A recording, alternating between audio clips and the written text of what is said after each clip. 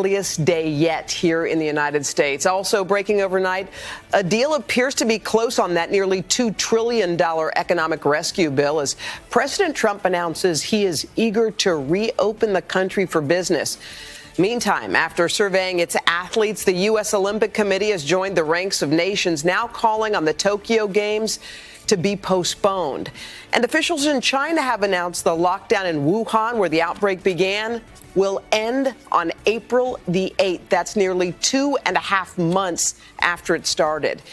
In a moment, we will talk to the Trump administration's coronavirus response coordinator. But first, let's go to NBC's Tom Costello, who starts off our coverage. Hey, Tom, good morning. Good morning, Hoda. So we have an awful lot of moving pieces. Let's begin with the airports and airlines. Devastated, as you know. This airport is empty. The parking lot is empty. The Wall Street Journal reports the airlines are now drawing up contingency plans to shut down domestic air travel.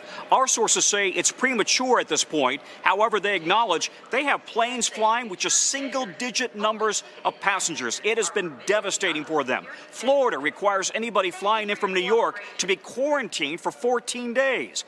In the meantime, the president says he wants to get the economy and the entire country moving again. But experts say if we remove or scale back the social distancing requirements, the results could be disastrous. Our country wasn't built to be shut down. With the U.S. economy grinding nearly to a halt, President Trump appearing to send mixed signals, suggesting the response to the crisis may be overblown and warning the lasting financial impacts could be severe. America will again and soon be open for business, very soon, a lot sooner than 3 or 4 months that somebody was suggesting. While also acknowledging the coronavirus situation will get worse. Certainly this is going to be bad, and we're trying to make it so that it's much, much less bad. The president downplaying what experts have said is the continued need to restrict social movement in order to slow the spread of the virus and the increase in the number of cases and deaths in the U.S.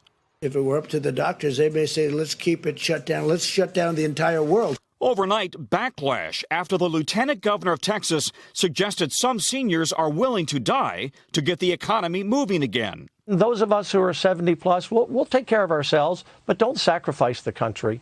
In the nation's current epicenter of New York, which has seen a surge in new cases, social distancing is still the order. This is the group that needs to absolutely social distance and self-isolate at this time. Dr. Deborah Birx, a member of the White House Coronavirus Task Force, also acknowledging her own recent decision to stay home when she was feeling sick. Saturday, I had a little low-grade fever.